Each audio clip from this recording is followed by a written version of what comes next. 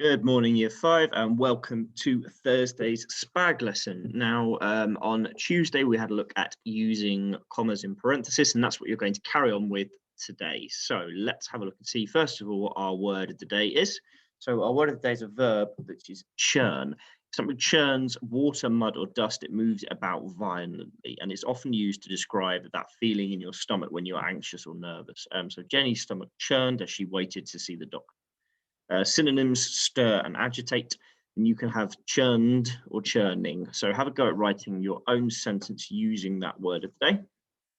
And when you're done with that, come back to us and let's have a look at what we are focusing on today. Okay, so have commas been used correctly to show parentheses here? So we've got for my birthday, which is in April, I'm hoping to have a barbecue. So have a look at that sentence. There's not an activity for it. It's just one for you to think about.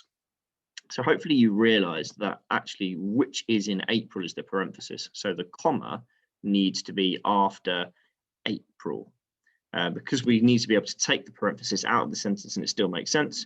For my birthday, which is in April, I'm hoping to have a barbecue. So for my birthday, I'm hoping to have a barbecue, still makes sense.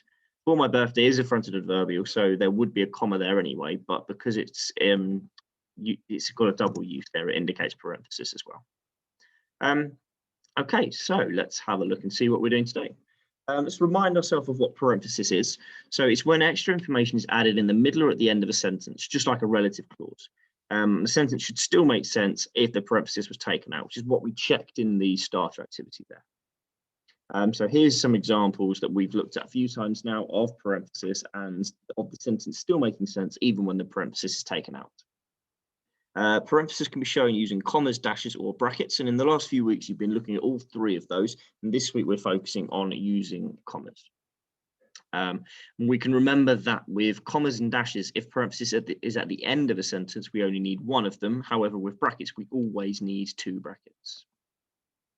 So can you add a parenthesis into these sentences and demarcate it with commas? So they've added a bit in bold because that's what you are going to be adding extra information about. So I returned the book, comma, which was, and then give me some extra information about the book, to the library, and the beach, comma, give me some more information about the beach, was temporarily closed. So have a go at that, and then I'll show you what I've come up with for that one, and then I'll show you what your activity is, which is just a continuation of this.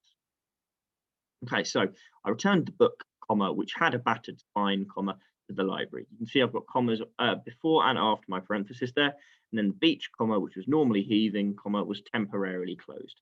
So again, I've got a comma before and after my parenthesis, which adds extra information about the noun that is in bold. So your job today is to have a go at adding extra information about these things. So I'm going to a party on Saturday, add information about the party. We saw 5 elephants at the zoo last week, add information about the elephants. Never smile at a crocodile or you'll regret it, add information about the crocodile. Mum's promised us hot chocolate after swimming club, add information about the hot chocolate. And then we won the 5-a-side match, easily add information about the 5-a-side match. If you've done that, then you've got another activity where you can choose what you are adding extra information about. Now, remember that when you're using parentheses, it has to be about a noun. So we'll check to see what the nouns are in these sentences and see, can you add parentheses to add some extra information about them. Good luck with that, guys, and I'm looking forward to seeing some of that parentheses coming through in your writing as well.